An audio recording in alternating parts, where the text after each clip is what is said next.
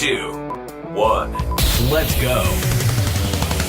It's time to Dad Up. Welcome to the Dad Up Podcast, the podcast for dads about dads being dads. Get ready for exciting guests talking about their experiences of parenting, the good and the not so good.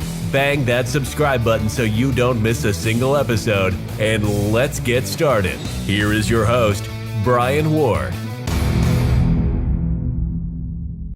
Welcome to another episode of Dad Up, everyone. Thanks for joining me. I'm super excited for the guest that I have on. It's crazy. I have known this guy for a very long time. We kind of ran in the same group of people in high school. And the amazing thing is about podcasts is that, he and I kind of lost connection after we graduated and kind of went our own separate ways and got our own, had our own families going and all that. And then lo and behold, through social media and also through podcasts, we kind of reconnected. So I'm really excited. He's an author, he's a speaker, he's doing awesome things. And I want him to talk a little bit about what he's doing, and then we'll get into the conversation. But I wanted to welcome my good friend, Chad Busick, to Dad Up. Welcome to the show, brother. Bryan, so good to see you and be with you. And it's so funny how so many years ago, growing up in a small town, and it's been so great to reconnect with you this last year. And so I'm excited to be on and share with your listeners today. Awesome. So we grew up in a town called the Atascadero, which is kind of in the central coast valley of California. And my parents still live up there. I don't know about your whole family, but I know you've since moved. You're in Southern California, San Diego area, correct? So and I'm in Southern California, in the kind of the Los Angeles area. But my parents still live there. Does your family still live up there? Yeah, absolutely. I moved there when I was 2 years old. I have two younger brothers, and my parents still live in the same house that they built in 1975. Oh, and wow. And so they're still living there. And my aunt and uncle live there. My grandparents live there. They've now passed away, but grew up in that small town. And then after I graduated from high school, I went to college in Thousand Oaks, Cal Lutheran University.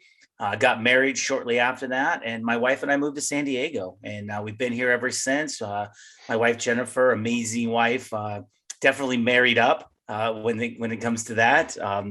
We've been married, just celebrated 25 years, and I have two daughters. Cool.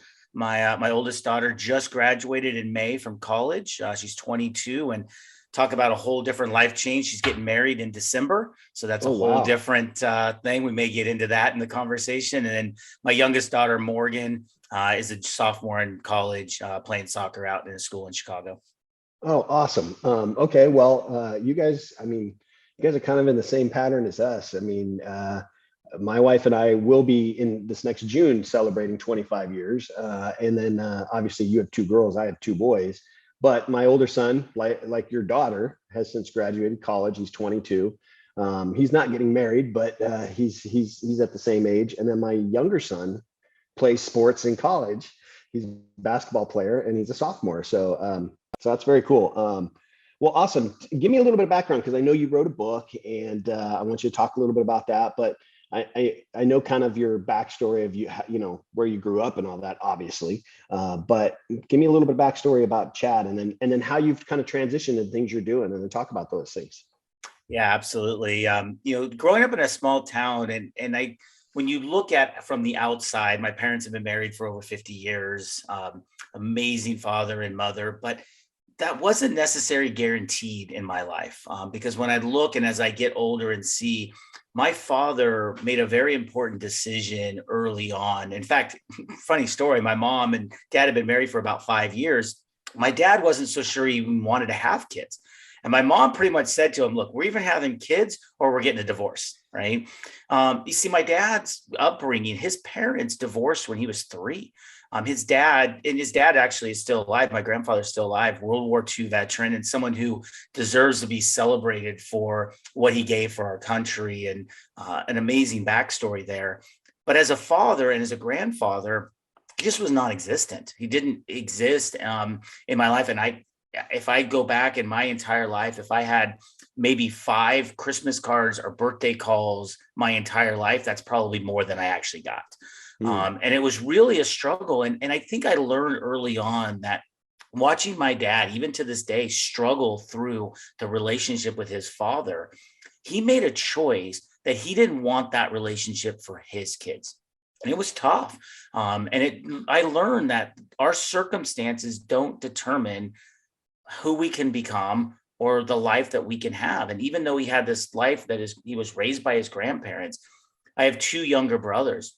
He was present everywhere in our lives, uh, and coached sports for all the different sports that we coached. I think the one thing was funny growing up, because my youngest brother is 9 years younger than I am. He coached every year from the time I was 6 until my youngest brother, graduated from high school. So it was like 25 years in a row of coaching our Wow. different sports. And I think that's such a big lesson that was imparted on me. And I wouldn't be the person I am today. I wouldn't be the father that I am if it wasn't for my father's decision, if it wasn't for my mother's love and support, and if it wasn't for, God and their faith, to be the life that I have today. Oh, that's cool. And that's kind of the same way with me as far as, my my parents, they were great parents and they were always there. They're always told me that they loved me and all that kind of stuff. They were parents, but they worked. They worked a lot of hours, and the jobs that they had didn't allow them to be as involved as maybe I would have liked or they would have liked growing up. And so that kind of sent me a message, kind of like your dad, kind of sent me a message of, hey, I don't want this for my own family. And so I've been very active, as you know, I've been very active in coaching my boys and have coached them from the ages of 4 all the way up through high school. And I still coach today, even though they're gone and out of high school, I still coach. Because I love it so much. And I love being that impact and that mentor to young men, to kind of lead them and guide them. So that's cool. Now, what lessons did you take from that into your own parenting styles? You had younger brothers, right? But now you've raised 2 daughters, which is kind of obviously different. So what lessons did you take from your parents in that transition? Yeah, it's interesting because my dad was by no means perfect, right? There was differences in how he raised us that I've chose to raise my daughters in a totally different way in a lot of ways. So I think it was choosing your path, and everyone parents a little bit different. And so what is it with your partner and how you want to parent? And certainly the world has changed in the way that parenting it looks like. I started coaching when I was really young, kind of following my dad's footsteps. So I started coaching when I was 15 years old Oh, and wow. coaching my younger brother. He was playing U6 soccer. And I have a picture right on my desk of me at that age coaching him. And so I was around the game for a long time, and I was very fortunate. I spent 10 years coaching competitive soccer here, in San Diego. And I was fortunate to be with a club where I could coach my daughters. And it was some of the best years of my life being able to spend on the field with them. And I coached my older daughter for 4 years, my younger daughter for 3 years, and then they kind of went through the competitive. And it's been great to connect with them around the sport. Um, and both of them were fortunate enough to play in college. And it's really the idea that soccer and sports was the life lessons that we could help learn and teach our kids through a sport, that's really been valuable and kind of centerpiece around our family. Yeah, no, through the coaching, um, what do you think's been the most, I guess, uh, impactful message you could send to parents? I mean, I know there's a lot of parents that, coaching is just not for me. I know when I started coaching, I didn't have a clue what I was doing. When my older son was 4, I was like, I don't have a clue. I can remember to this day, Chad, I can remember going to the first game and I was nervous as could be because I had no clue what I was doing. But what do you think are the kind of the lessons you could kind of help other parents? Hey, if you want to Yep. coach, this is what you need to do. What do you think? Yeah, with the teams and the players and the coaches I work with, the book that I recommend the most is by Jessica Leahy, and it's called The Gift of Failure. And I believe it should be required reading for any parent out there. And I bring that over to sports because the thing I love about sports is it requires our kids to fail. They Hmm. have to, there's no way you can play sports and not fail. And we look at society right now, and our role as parents isn't to prevent kids from failing. It's to help them navigate and get up when they do fail or they do experience setbacks. And so to me, that's the biggest lesson. And how we do that really matters, because I'll give you an example. My younger daughter, Morgan, a couple of years ago was playing soccer. She was a sophomore in high school, and she was playing on the varsity team. And she was starting on the varsity team as a sophomore, and it's a good competitive team down here. They had just won CIF the year before that. And coach had moved her from her preferred outside back position to a center back position, a position that she'd never played before. And so early on in the season, I think it was like the second game of the season, we're playing on the road against Coronado, and she's just playing against a girl that's just bigger, stronger, better, faster. And early on in the game, the girl gets the ball about midfield, touches it into the space, runs right by my daughter, in, shoots, and scores a goal. And as a parent, you're like, oh no, right? And then about 15 minutes later, the same girl gets the ball at the top of the box. She does this like crazy, like step over turn move, like practically breaks my daughter's ankles right there on the court, on the field, right? And shoots and scores again. And as a parent, you're going, oh my goodness, you feel terrible for your kid in that situation. Right. And I think one of the things, I read a book recently, it talked about, we need to help our kids understand, we need to help ourselves understand and separate things that are truly life-threatening and just things that are ego-threatening. That's a tough thing sometimes. So after the game, the coach comes up to me and says, hey, Morgan's not feeling well right now. Her stomach's bothering her. Can she ride home with you? She just doesn't feel well. And so I said, sure, we'll take her home. And Bryan, you'll appreciate the next part of the story, because when kids struggle in sports, a lot of times, how they're feeling just by the way they walk to the car, right? She's just mad look on her face. She's got her backpack on and she's just marching to the car and she's just pissed off, right? So we get to the car, she opens up the trunk, she flings her bag in the trunk, she slams the trunk, she gets in the back seat, folds her arms, and just has this mean look on her face, right? Just really upset. Well, I think a little differently, right? And what I do. So I turn to her and I go, Morgan, what a great game. And she goes, Dad, are you serious? Did you even watch that game? I was terrible out there. And it was just like a fish hitting the lure and just off it went. And all these things went in through her mind that she's now, I was terrible. I told you I can't play center back. Why would the coach put me at center back? I play outside back? And all these things just da-da-da-da-da. And I looked at her and I said, yeah. And look how much better you got today. Look how much more you improved today. Yeah, that girl is ridiculously gifted and talented, but you learned in the game that you either had to give her lots of space or no space. And you actually took the ball away from her several times throughout the game today. But you're so focused on those couple of moments where she beat you and scored that you physically made yourself sick. That instead of being on the bus with your team, you're riding home with us right now and missing out on that opportunity to be with your team. And oh, by the way, Morgan, you didn't even lose the game. You guys tied the game, right? So I think it's so important, this idea of failure. One of my favorite quotes is that the path to success is paved by mistakes well handled. And we see so many times now, we have these parents. We used to have helicopter parents, right? The helicopter parents hovering over.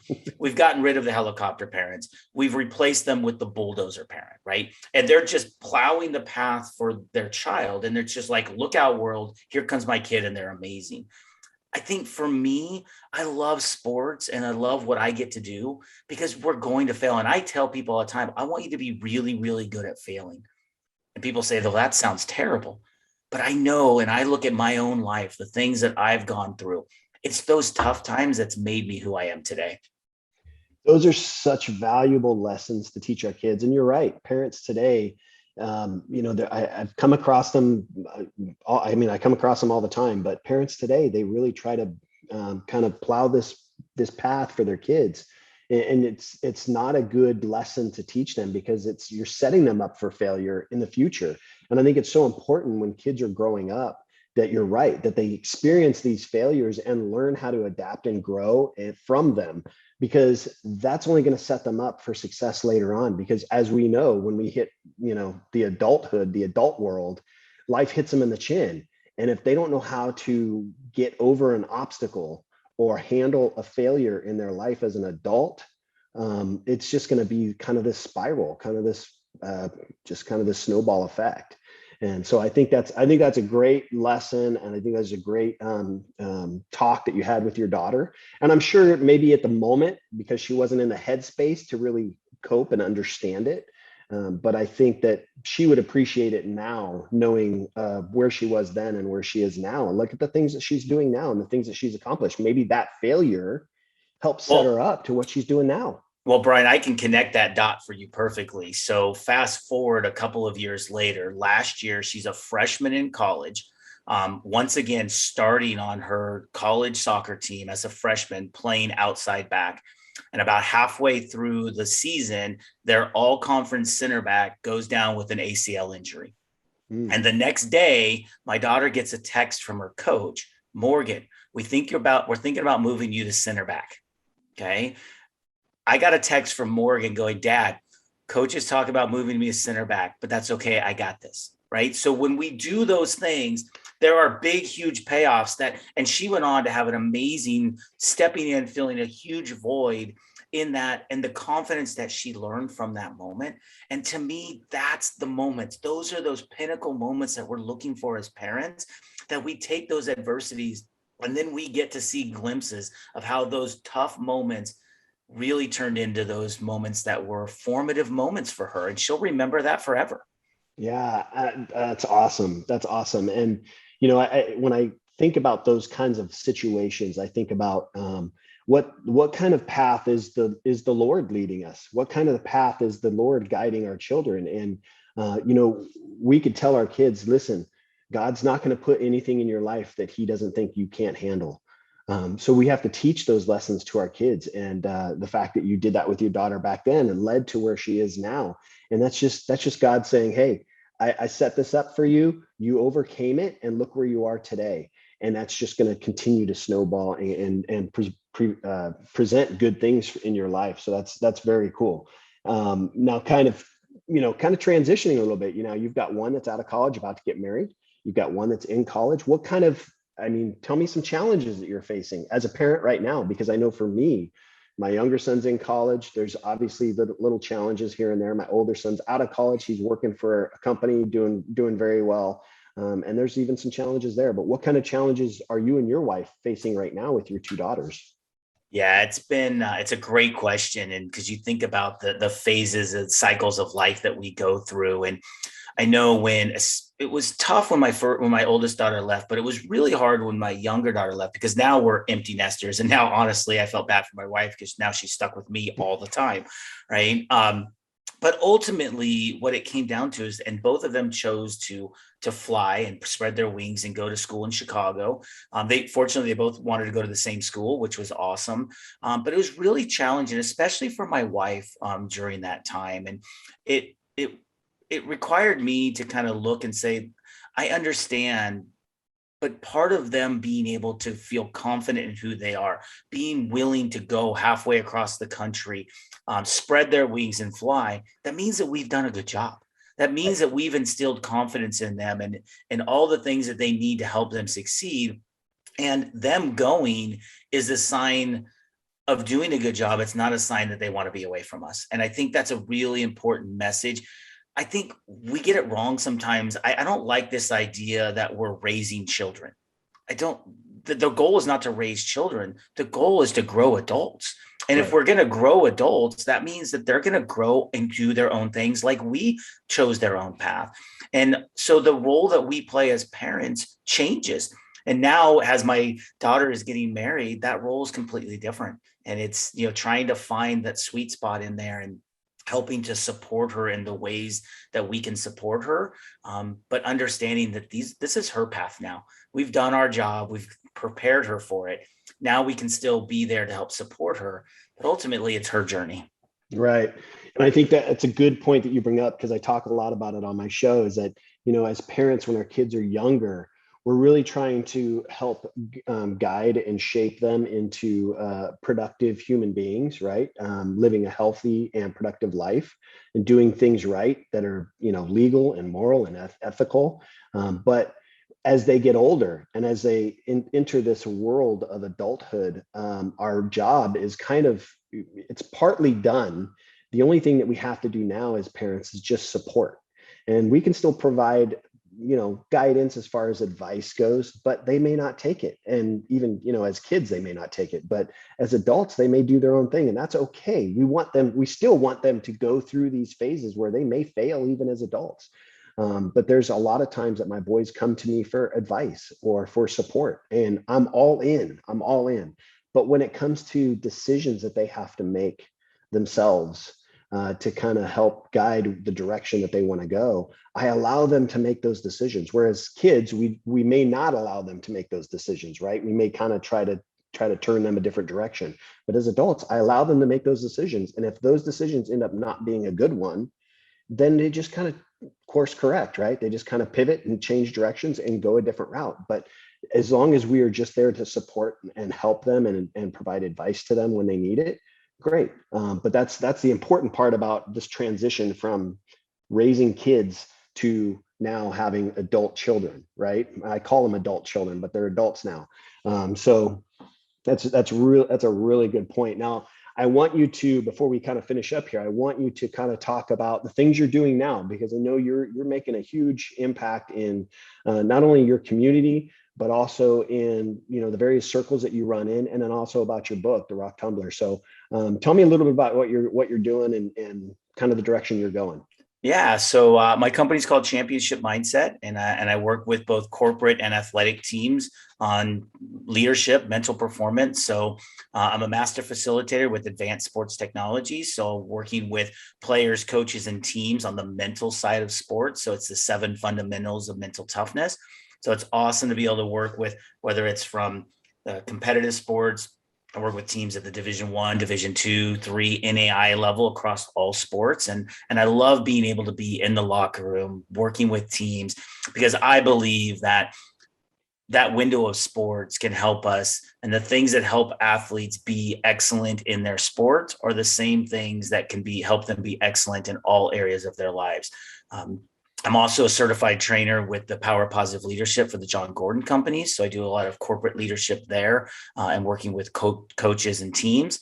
I have some original content. I have why my company is called Championship Mindset, because it's a championship mindset formula that I created. And it's this idea that champions act and behave like champions long before they ever become champions. So the formula, really quick, is just this idea of talent, hard work, attitude, mental toughness, teamwork, and passion into everything that you do. And what I love about that is that while it's also a formula for success in sports, I believe that formula is the formula for success in everything. Talk about dad up, right? Dadding up and being the best that we can for our kids and in our families.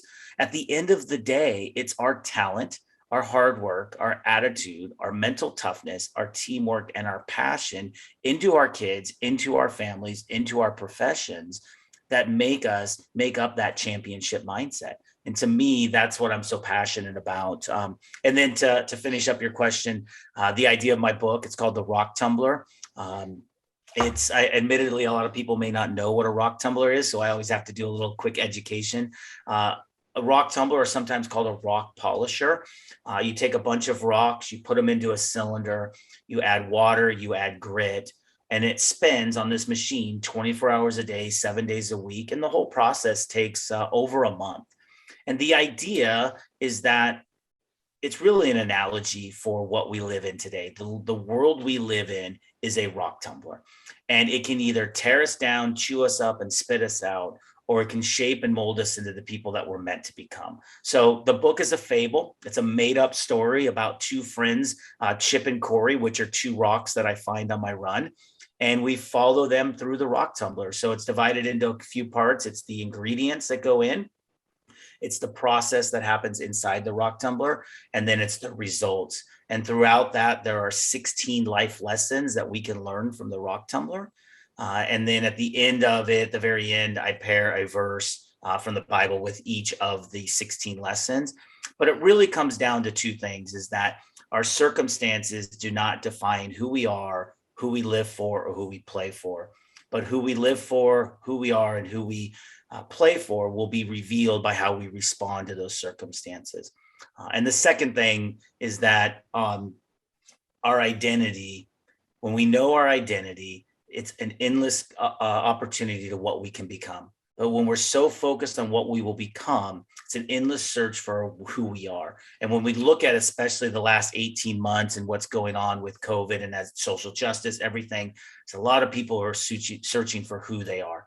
And I believe we got to, get that right. And we think about the world that we live in.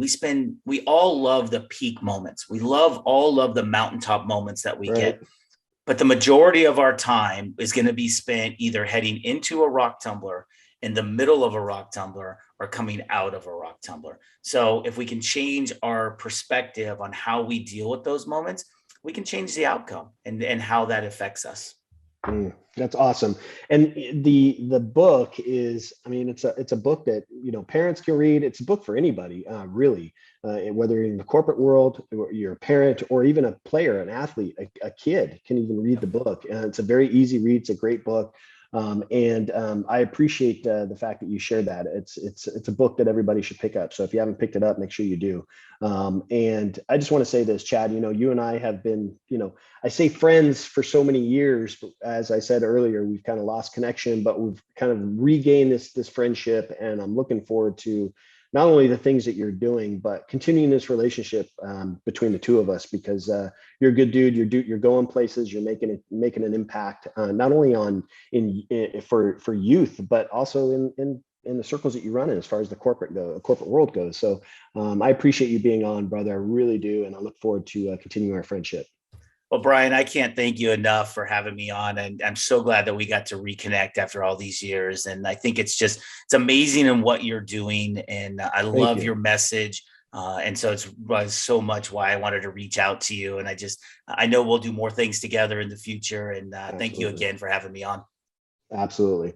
Well, this has been another episode of Dad Up, everyone. Thank you very much for tuning in. Make sure you guys subscribe to my YouTube channel, subscribe to my podcast, anywhere you can get your podcasts. Check out all my amazing guests, including Chad Busick.